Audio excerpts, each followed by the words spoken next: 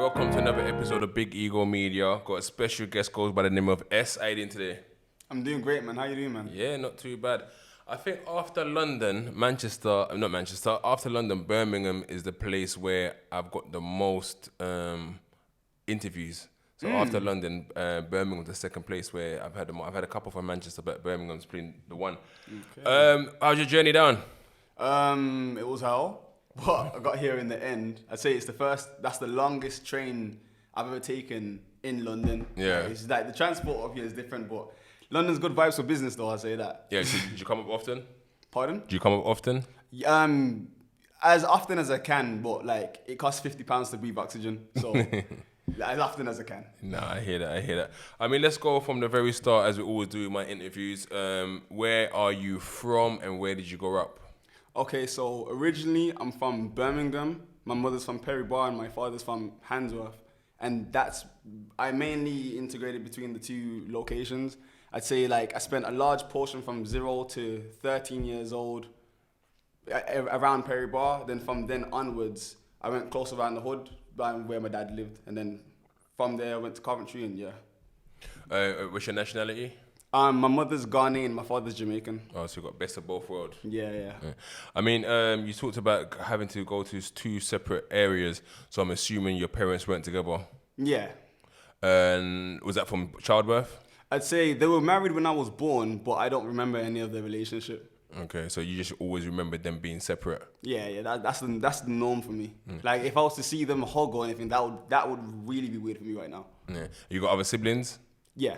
Okay, so I mean, I always ask people this. Do you think it made any difference in towards your upbringing having two separate households? But your dad's always played a part in your life, I'm assuming. Yes. And how do you think that's affected you having two separate households? Perspective. Yeah. I'd say it's widened the way I see things because I'm able to, how do I put it? I'd say growing up from my mother's area was more for getting to know different backgrounds, different races. It was more diverse in regards to people coming together and like just enjoying life, so on and so forth. And I'd say moving closer to Handsworth was closer to the hood, where you'd see like a lot more hood stuff here, I'd say. Yeah. More wars, more disagreements, and the beauties of the road as well. So it's like, it's really, if I didn't have both balances, I wouldn't be the person I am now. Yeah. So in terms of kind of education, school, how was you in school? In school, I'd say I was very average. Like, I wouldn't say I was below average in education, but I wouldn't say I was astoundingly expected to achieve the highest grades possible. Yeah. I'd say it was just a thing of like, I was okay in school. I think my intelligence came later on in life. Like, Yeah. I've always had a ability to pick up skills fast and an ability to adapt to things very well, but I don't think I flourished into the person I am now during my school stage. And in terms of ambitions and what you wanted to do as a young person, what was it? From young, Yeah. I say I just didn't want to be poor. That was it. Simple as that. So you didn't have like I want to be a footballer, I want to be a musician. Well, like a lot of the skills that I've acquired have come through places of hardship. Okay. So in regards to music, I'd say that I developed those skills to distract myself from going back to reality. Yeah. So let's say the reality is you're going home, there's probably not too much food in the fridge. There's probably, your mom's probably shouting at you because you got to clean up the place. You're going back to that area. When instead I could just spend a few more minutes after school playing the piano. Yeah. And that time where I'm developing and strengthening those assets, I'm not necessarily thinking, oh, I want to be the best piano player in the world. I'm literally trying to pass the time. Yeah. Okay, I see it. So when you said, I know you said there's two kind of separate areas, did you kind of understand going to Handsworth? Did you see the vast differences straight away? Like, oh, it feels a little bit more dangerous here. Not straight away. Yeah. I'd say it's an environment that you live in for a bit. I'd say I wouldn't just label Handsworth dangerous. I'd label it a community. Yeah. So there's positives and negatives that come with it. Growing up at first, I'd see the more glamorous side of things, and that's what most youngers see nowadays, the most glamorous side of something before they get fully involved. So what I'd be seeing is the parties, how the people in the parties that have the most respect were the tallest ones at the back of the party that ain't even dancing, moving no gully. Like, they were cool for some reason. Then I noticed that, what's it called? In regards to people getting girls and so on and so forth, the females would flock towards the baddest breeds rather than the people that were trying to be scientists and doctors. Yeah. I remember when I was in year 9, there was a girl that I was speaking to, and I remember she said to me, "Do I carry a knife?" And I said to her, "Why do I need a knife for? I don't have any enemies." She goes, "So you got no knife?" And I was from I don't know what it was about that, but it was like I say it was like a highlight stage for me of this is the reality of what I'm living in right now. Yeah. So yeah. Did that influence you to go and think, oh, maybe I might want to carry a knife just to look cool? Not because of her. No. Nah, I'd say that growing up in the environment and developing my story with the environment was only gonna cause me to come across people and have my own positive relationships and negative relationships with people. Yeah. So I'd say that in general, the area that I was in hands of, I was using as a tool to project out anger. So coming from my mother's area, the reason why I had moved from my mother's area to my father's area is because me and my mother would get into a lot of disagreements with each other. Yeah. And like a few things would be said between each other that I believe would be deemed too far. But obviously it's perspective when an African parent's raising you. Yeah. And it's I'd say I'd take the anger from that, and then going into this area, I find that I'm able to express myself in a violent way, in a vicious way, which is deemed normal. Yeah. And through that, that's when I develop and learn things and do things and get involved in things which I'm not supposed to be involved in. But it wasn't out of me necessarily desiring a specific thing. It was out of me just living. And what was the conversation like with your father, like when you first come over to him from your mum? Did he try to have that sit down with you and go, what's going on? I say in regards to my father, like it was really he understood the dynamic of my relationship between me and my mother from childhood. So it wasn't a thing of like when I came over now, it's a conversation he needed to have with me. It was more of a, okay, cool, you're here now. Whilst you're here, you're gonna be doing this, you're gonna be doing that. Like, you know, just it was like the way that my dad's not necessarily vocal with his words. He's more vocal with his actions. If he wants me to stay out of trouble, he's gonna keep me busy. If he wants me to eat right, he's gonna put it in front of my face. He's more like that. So it's like it wasn't a conversation thing. It was more of a, okay, I'm here now and I'm adapting to being here now. Yeah. And when you've kind of adapted to being there now, and you said you started kind of dabbling. And that transition, yeah, was it something that he was aware of? A lot of times we keep things away from our parents where they don't think nothing's going on. I'd say, yeah, that I wasn't entirely sure of his level of awareness for how involved I was in that sort of activity. I'm not gonna sit here and say I was a gang member, but I'm not gonna say that I wasn't involved in any forms of activities. And what's it called? I'd say he found out a lot more when we became more open with each other in my later years with our relationship. Yeah. As a child, every child thinks their parents don't know anything. As a child, you think, oh, there's no way they can relate to this. Then you have a conversation and find out they were doing this way before you. So it's like, yeah, I say it was really normal, like being in that entire environment. I didn't really pick out anything that, oh, something's wrong here, so someone needs to speak to me. Yeah. And obviously, you went to school. Did you end up going to college at the time? Pardon? Did you end up going to college after school? Yeah. And then what did you look to study at the time? At the time, I was studying music performance and drama, I think. Like, I was just trying to pick we had to pick like an amount of topics, so I just picked the most fun one, of the drama one. But like, I was studying music performance and business. I remember, oh my gosh, I remember when I'm actually starting to remember now. When I first entered school, I remember the teacher was racist, fam. She used to say stuff like, "Oh, boom, he's not gonna be successful. He's not gonna be, you know, like there's no point in him coming to class. He's messing around too much." Like those were like my early experiences with like college, and I'd say college was also like I'd say college was like an area for me to start developing my later teen year skills, if that makes sense. Yeah. Like, there's your early teen years where you're just having fun with everyone. Then there's the transitional phase where you're coming into adulthood. And that stage, you're linked with the realities of, oh, if you haven't got enough money, girls won't like you. Yeah. If you haven't got a job, if you're not like this, you're not going to be socially accepted here. as a child, you don't see those social constructions. But then as you get older, they're a lot more dominant. In terms of sort of music, who was you kind of listening to? What was the sound that you was into growing up and also in your teen years? I'd say I was playing instruments before I was rapping. So a lot of my influences will come from nothing specific. Just if I heard a nice melody and I just meditated on it. So I don't know, like if I was to list people, you got people like Ray Charles who was playing the piano. You got Bob Marley, that's the influence from my father's side and the reggae music from that side. You've got you know, like just there's loads of theatrical foundations in place first before I started listening to drill or started listening to UK rappers. So later on in life, I'd say then I started to listen to people like Lowski.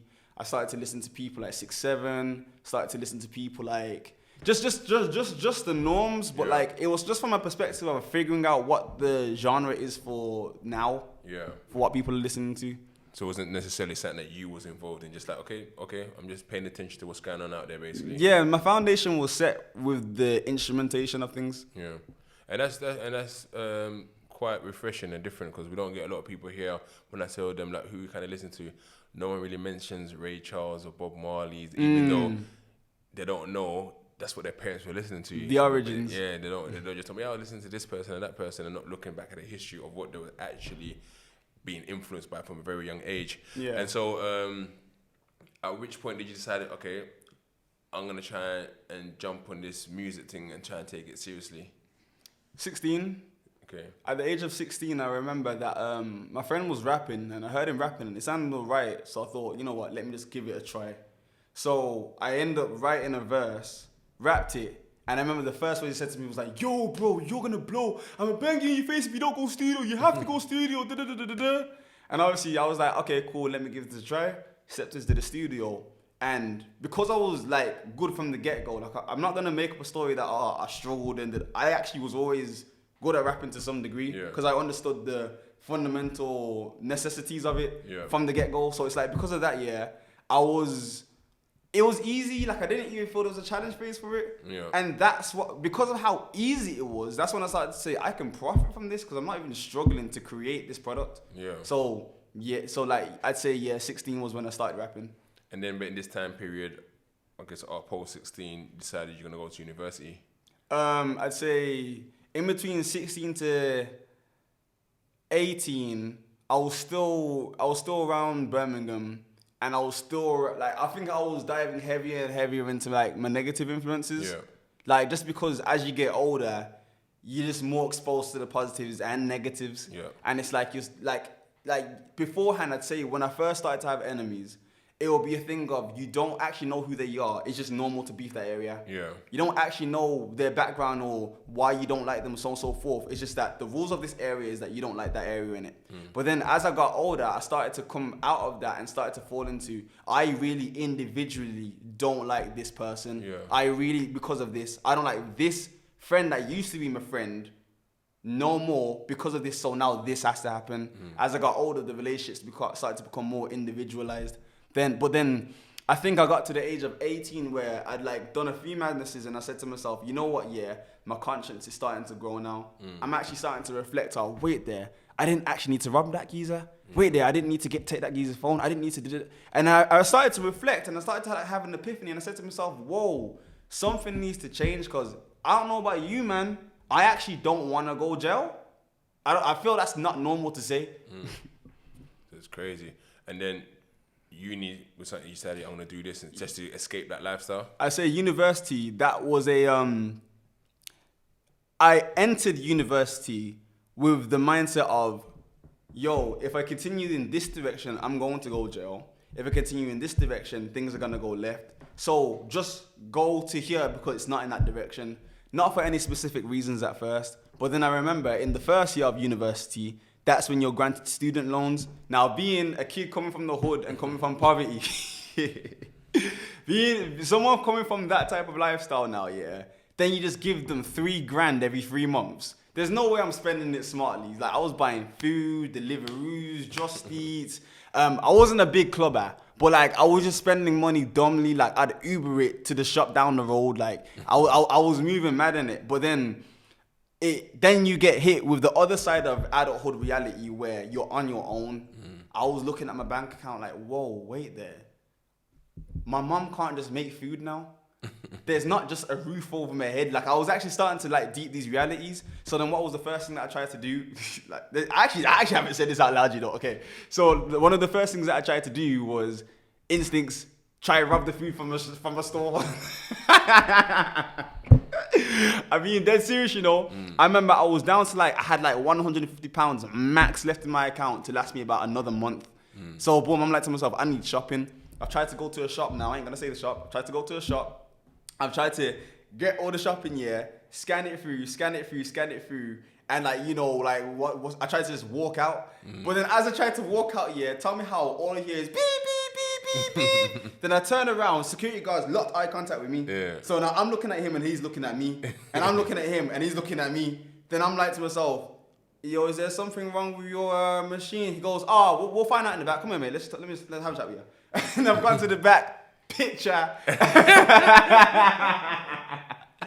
You actually went to the back instead of just walking out? I was on the wall like one of the random, you know, like I was only just looking like I just stood a crowd, like taking a picture. Then he was a white brother that was from Africa, trying to remind me that, yo, we're both African, like we shouldn't be doing this. We come from hard places. This is not the way we should be moving forward in society, so on and so forth. And I'm like, he's just pulling the African line on me, flip sake. But then later on in the year, I started to deep that actually was true. So then after that, I said things actually have to change now. Yeah. So boom,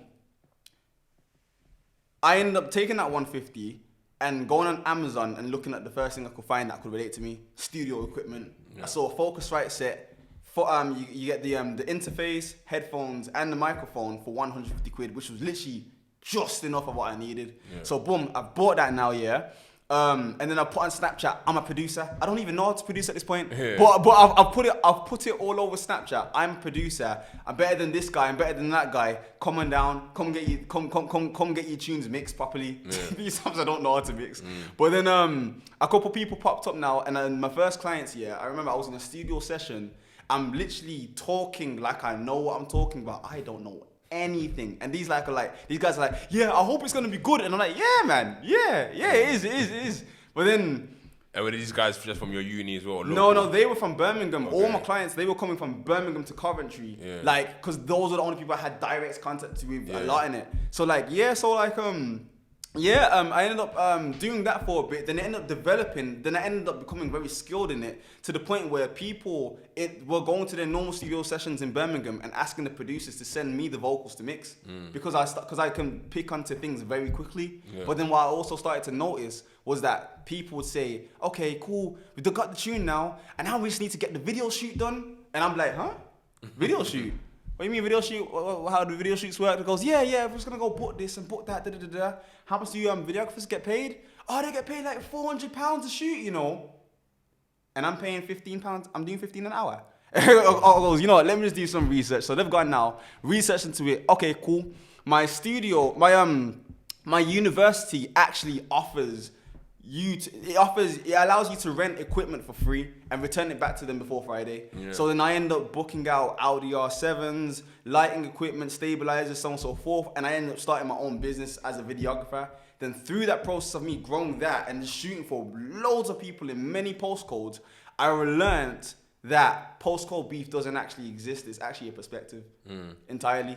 I was, to some people, born in Handsworth or born in Perry Bar. But then I'm finding that I'm loved by people in Aston. I'm loved by people in Handsworth. I'm loved by people in Hockley. I love by people in everywhere in Birmingham simply because I'm providing a service. So because I'm not identified as an enemy, people open up their humanity. And then it was through that I started to actually realize that things need to go in a positive direction, like in general. So then when me and CanKing ended up linking up, so on and so forth, the song that I made is what it is, but nothing's the same. Citing trying to. I mean, how did that come about first? How did you make the song? My friend passed away. I had a female friend called Alex, and she'd committed suicide. So during this period, this was during lockdown as well. This is during COVID. During this period, it was a phase of people searching for some form of positivity because everyone was being more rude to each other. Everyone's got less time for each other. I'm losing this person, so I don't care what you're going through. That was the vibe in it. So then I remember I was just literally just chilling one day, yeah. Then I slapped on a random beat. Shout out AR Beats in it, but I slapped on a random beat. Then I started to say, okay, cool, how do I feel? Is what it is, but nothing's the same. Side things trying to I was like to myself, yeah, make a song that's positive, but make it fun. Make people want to like rap to it. Make people want to dance to it. Have fun. It's not just about be positive. It's like just flow with me. Like just this is a little space for you to just enjoy yourselves. So when I created that now, and me and CanKing like put it together, like bro, it was exactly what the world needed. But I mean, talk us through the process of how he got involved as well.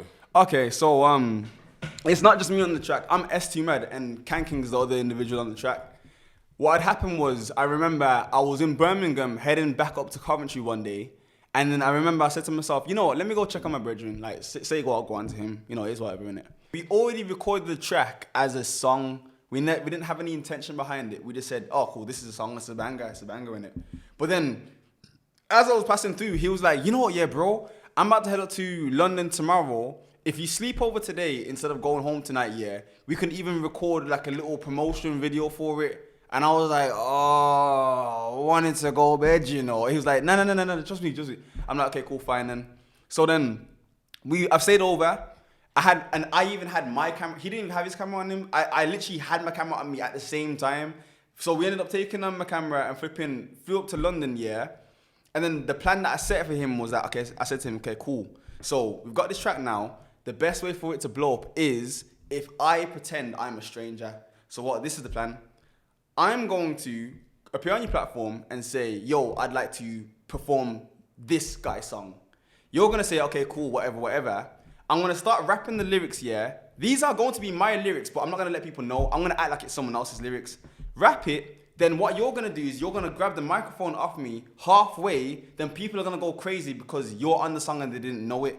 That's going to blow up. And then after people start listening to it properly, they're going to realize, oh, wait, it was actually a good song as well. And from then, yeah, we'll drop more tunes, we'll do this. I ended up saying, there was other stages to the plan as well, but we didn't get there. But I said, and this is going to happen, this is going to da. He was like, okay, cool.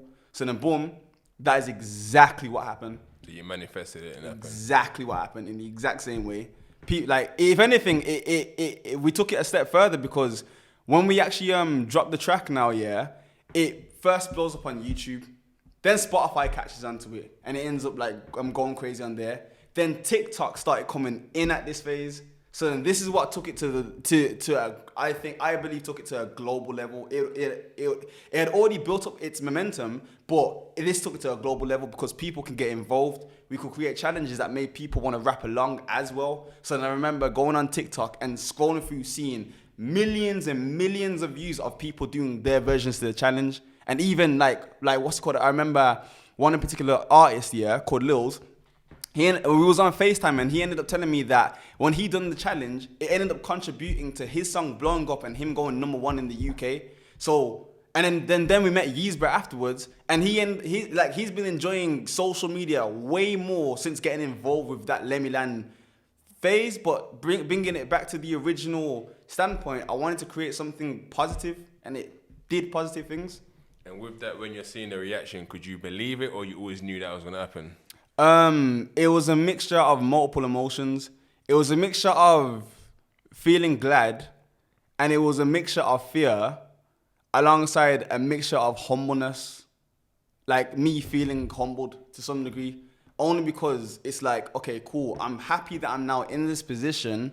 Now I want to do anything to maintain this position and continue to help people in this way. Also, I'm very well aware that this type of window and this type of industry has people come in and come out just like that. So because I'm very well of the scenario, I'm treating it accordingly. I'm not getting too excited. I'm not spending stupidly. I'm not doing it. I'm just literally just remaining focused. But I'd have to say, the phase of when Let Me Land dropped to, like, I'd say 4 months afterwards were one of the most mentally stressful times in my life.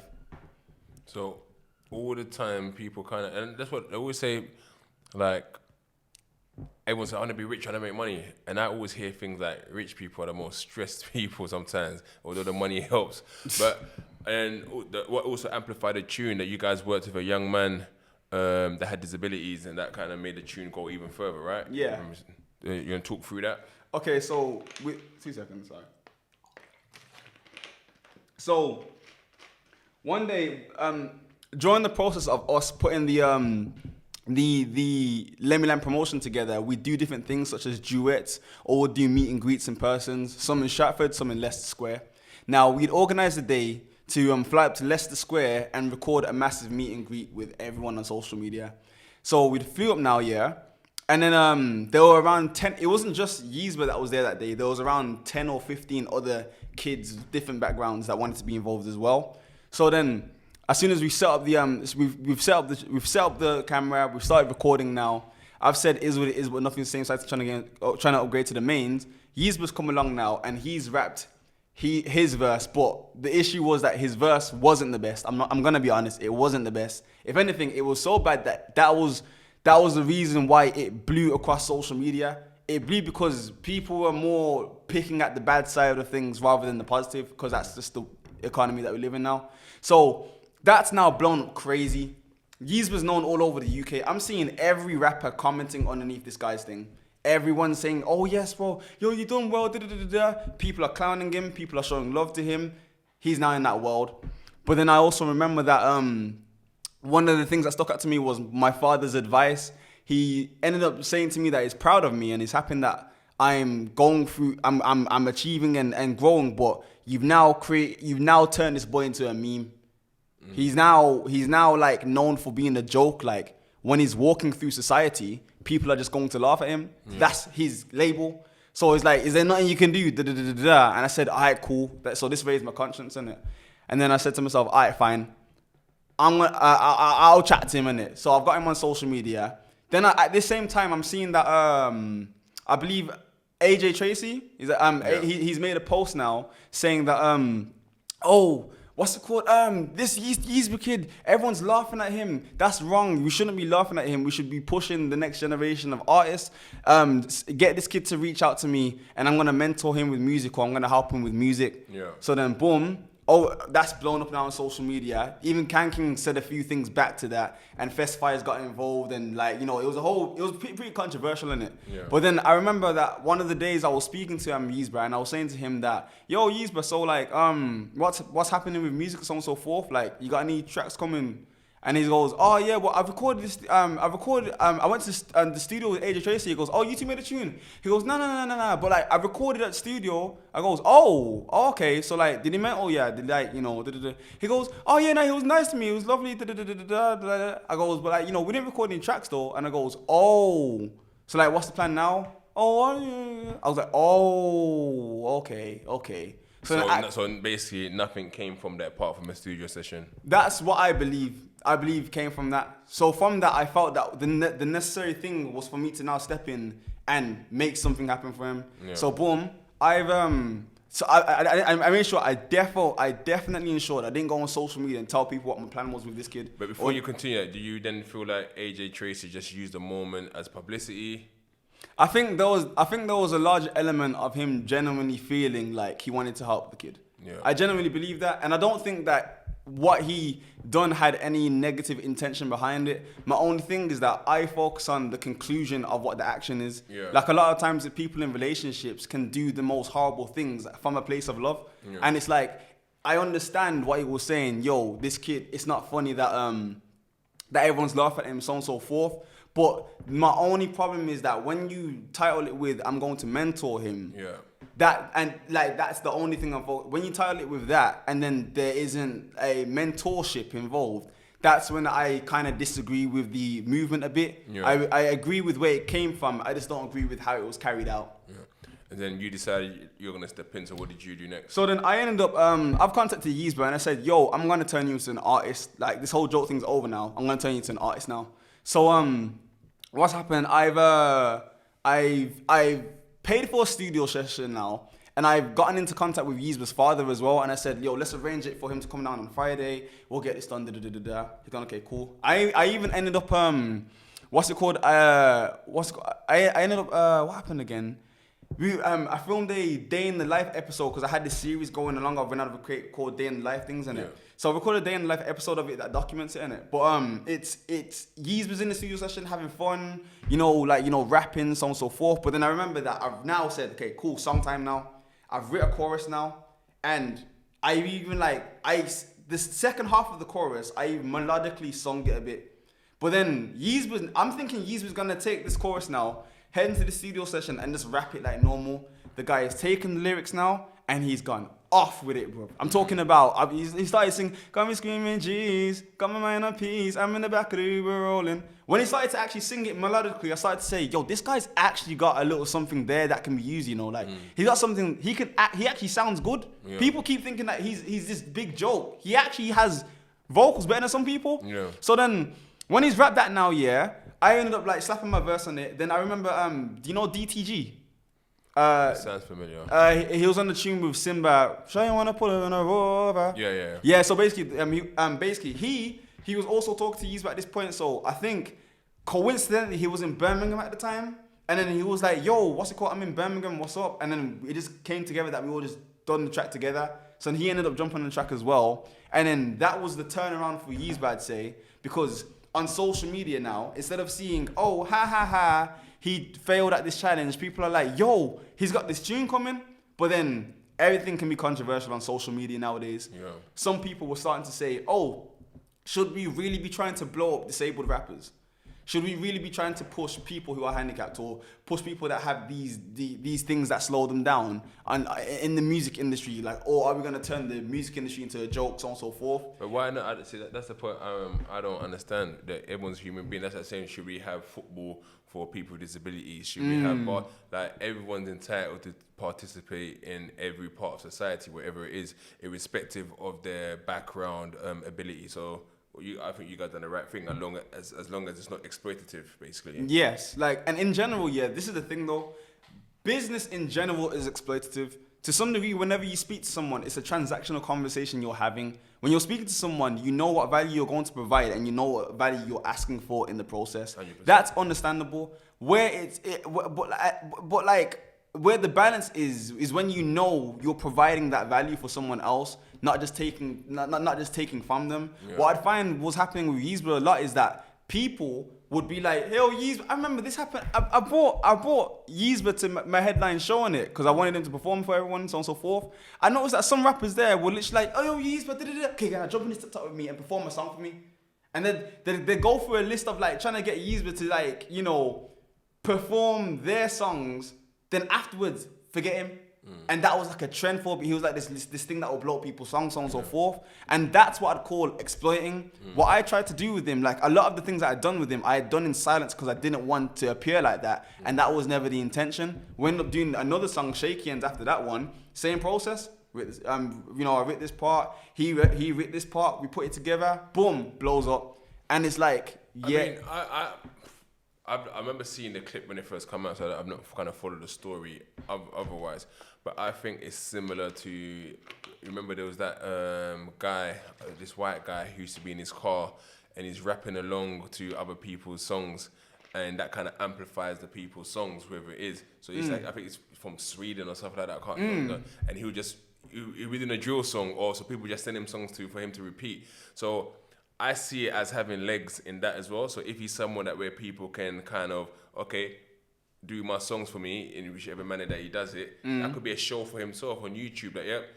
Yeabsra, these are Yeabsra's 5 songs of the week or something. Yeah. And that's an angle that can amplify him and push him and give him a platform to earn a bit of money himself while also working with other artists. But I don't see anything wrong with that, I guess. But it's in the manner of which way it's kind of do it. Because let's say that you used to say that was the approach now, you also have the understanding of how you're going to, let's say that you're the person doing it, you'd have the understanding of how you're going to benefit in the process. Yeah. But then when it's a 16, 17-year-old kid in college who has who has a few disabilities and doesn't understand the full business fundamentals of doing social media, what's naturally going to happen? The same thing if it happened in any other field is you're going to be taken advantage of because you don't understand your value. Yeah. And that, I'd say That's like a universal language for anything. If you, as a podcaster, don't understand your value, people are gonna be able to come on here and take advantage for that value, and you won't be able to get anything back. But if you understand your value, you're able to balance it and have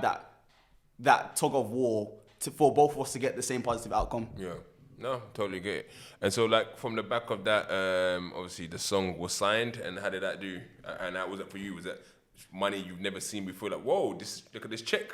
I'd say I see a smile there as soon as I said that. Like, whoa. Let me drink some water.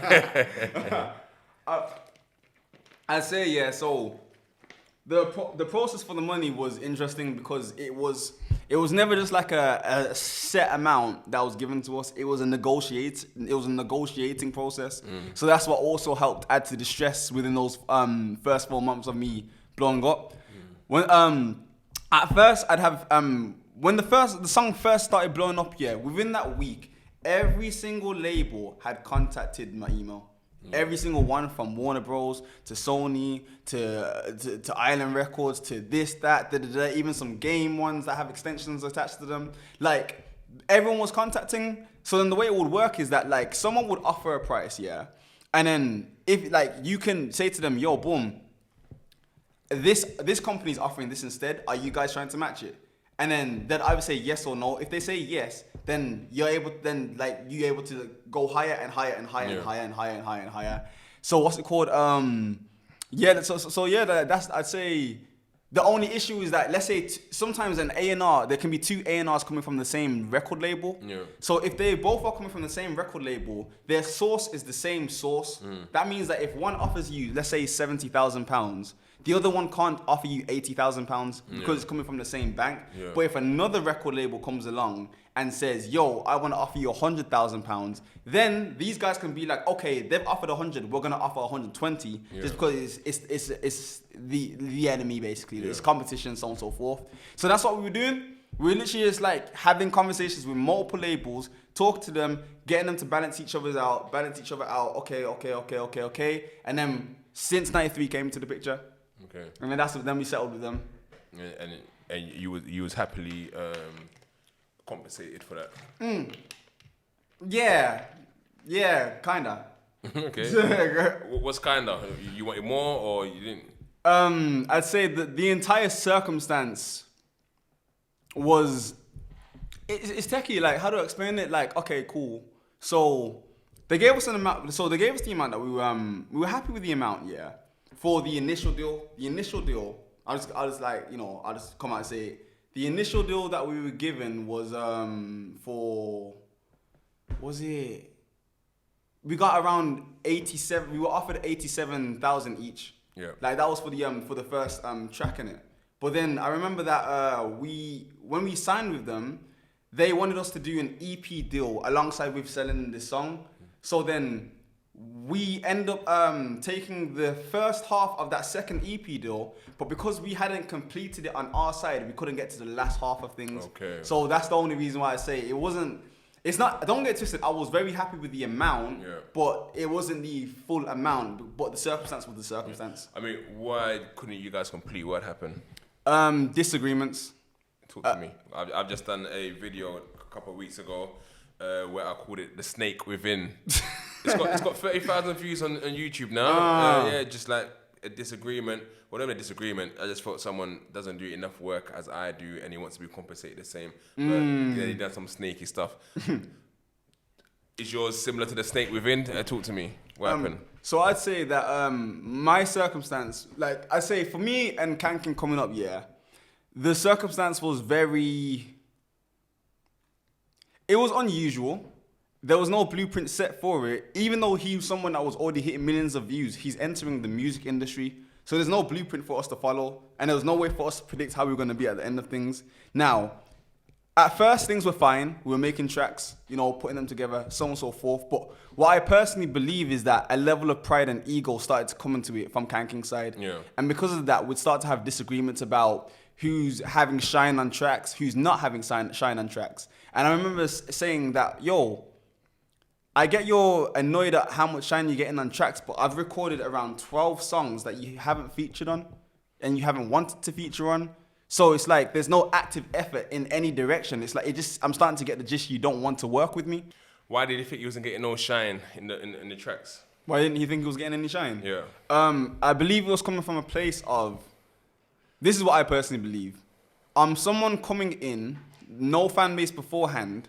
I've now blown up a song on your platform. Your fan base are now equally as exposed to me. And any other fan base that gets attached is just as equally exposed. The first few words you hear on any social media platform is what it is. Nothing's the same. Side thing trying not going to the main. My voice again and again and again and again. But you have to remember, I'm stepping into another man's territory as well. Okay. So I believe that when he was seeing this, he'd feel, and his own words, which he literally said was, I don't feel like I'm getting equal shine on these tracks. But I don't think that was just his words speaking. I think those were his emotions speaking to some degree as well. Yeah. Saying, it was a reflection of, I don't feel I'm equally popping in front of these guys. Yeah. Like, you know what I'm trying to say? Even though he's the one with the platform. So then that's the reason why I believe there was a large list of tracks he was trying to jump on with me. And I think he wanted to start creating his own story. Yeah. He just entered the Let Me Land phase, and then the words he was saying was that I feel like I've outgrown the Let Me Land sound. Already. We've done one song. like we've done one song. We at least blow up the next one first. But he started. Well, then during the process, he wanted to start implementing his own individual music. Yeah. So then I remember there was a group chat at one point. And we had Ricky from Since 93 and a bunch of other people from Sony involved. And we were discussing,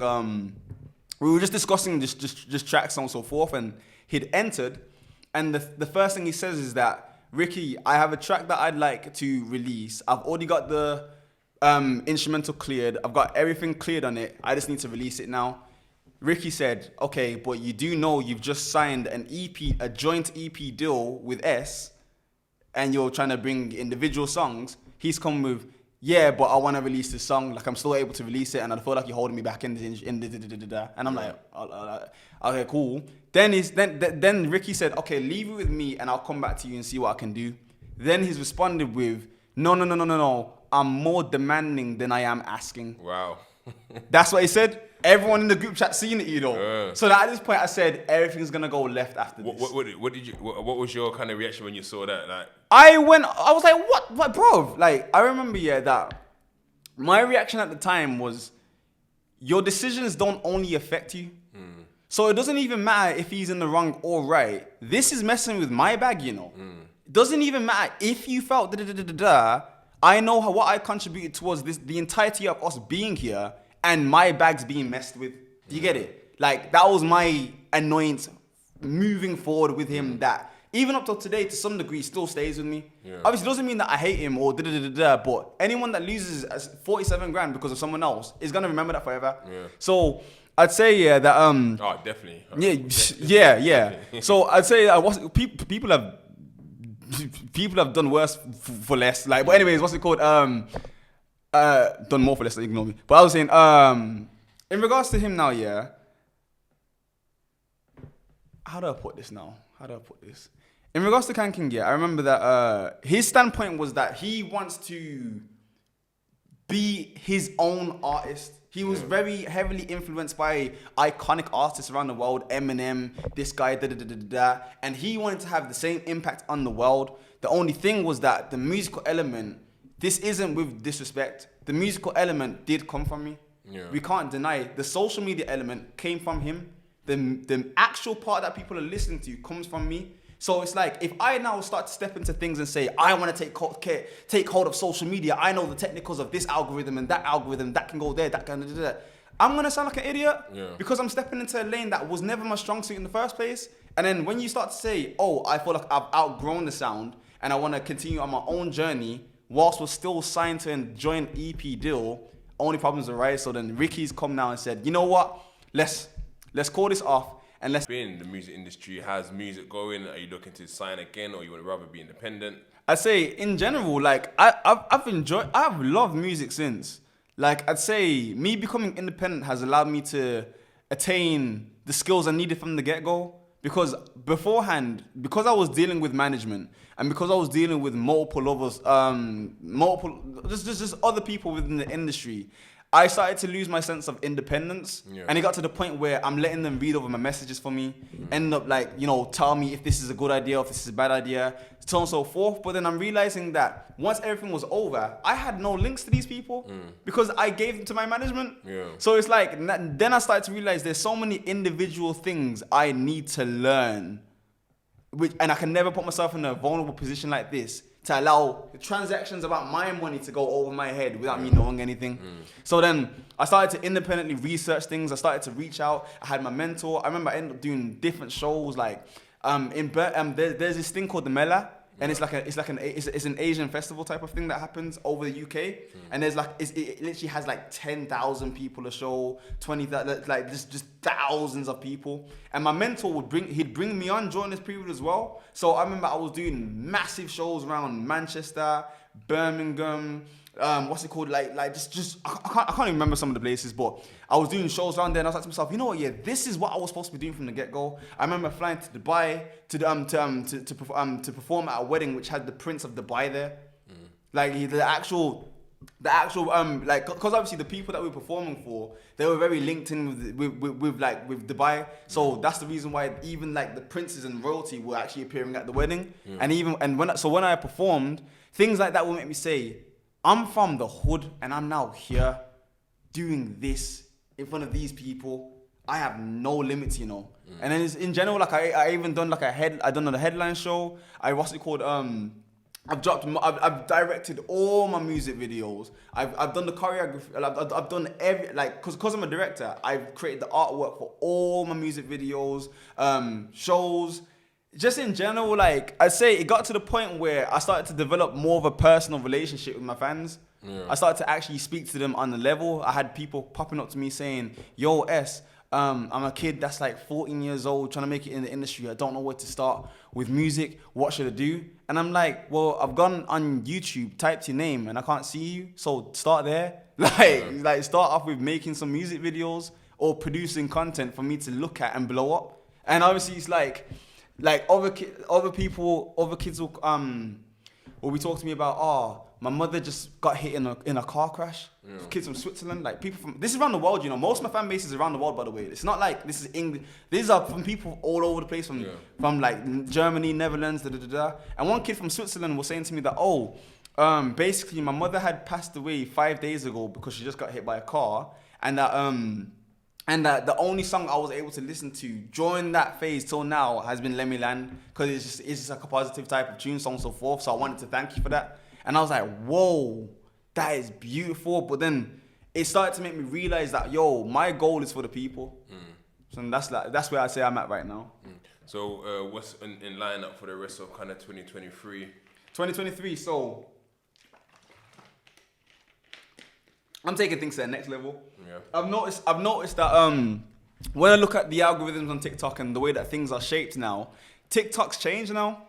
If you notice, there's a lot of kids that aren't blowing up as easily as they used to. Like during my phase, it was very easy for you to blow. Yeah. Oh, not easy, but the algorithm was more set for musicians like myself to pop up on your FYP directly. Yeah. But now if you go on TikTok, it's diversified. They've opened up different sectors. There's a podcasting sector, a food sector, entertainment sector, boxing sector, multiple things that divide the attention. So because of that now, the things are now spreading, and I'm starting to step more into podcasting and interviews. I'm starting to notice that people are starting to love the depth of where my message came from. In general, yes, they appreciated what I said and how it helped them through, but I'm a person that said it. I'm someone with a personality that said it. I'm an embodiment of something that said it. So now people are wanting to start to get to know me, starting to know where I'm coming from, and they're starting to realize that even though Let Me Land's hit 50 million streams here, this happened there, I'm just like the next guy. Yeah. From the same type of hood, same types of environments, doing the same types of things, and I've managed to do this, so why are you still on road? You get it? Yeah. And how's your kind of relationship with CanKing? Is it all just gone now? Me and CanKing, it's up and down, I'd say. Like, we have disagreements, I'd say. I wouldn't say we're friends. I'd say we're two people that are always going to remember each other and had mad impacts on each other's lives. I say there's a level of respect there, because even the last time I saw him, we just filmed each other. Doesn't mean that I have to now like everything about him or like the way that we handle things, but there's always a respect of he was a part of the journey for how I got here. Yeah. You have to take the positives with the negatives, the yin with the yang, the bad with the good. Like, you have to accept everything about everything. So with CanKing, I don't think there will ever be a situation where I hate him or dislike him. I just will disagree with him. But I don't think we have a close business relationship together anymore. Yeah. Image-wise, we do. If you mention Let Me Land, our names are gonna pop up naturally. But in regards to like my day-to-day business, my day-to-day way of doing things, like I wouldn't say it's as connected there. And to be fair, we do very different things. Like I'm now stepping more into my Apollo Vision stage. Like this is the brand here as well, AV.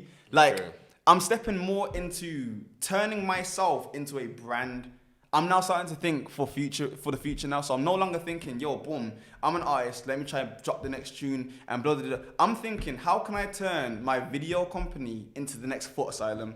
How can I turn this into an organization? Like, you know, the way that you look at One Stop. Yeah. You don't necessarily think, oh, One Stop's such a popping brand, da, da, da, da, da. But I guarantee you your family goes there. I guarantee you everyone that you know goes to a place like that because they are able to cater to everyone's needs. So imagine if I was to create a platform or a brand that has its own algorithm of positivity. Imagine if I'm able to set up things where people can have actual positive conversation. Not everyone's talking about, oh, Andrew Tate did this, or this guy did that, da, da, da, da. I'm talking about actual conversation that's fun and nice to listen to, where you take something from it, where you're wearing clothes that make you feel good, so many, like that, you can make music. Imagine if I start setting up academies, these plans can go far, you know.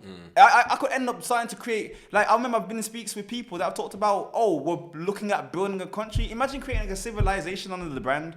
It's like there's so many levels it can go to that's where I'm at right now. Because I know that it's not about me profiting from it or so on and so forth. I know that through that avenue of setting something up, I can help everyone. Yeah.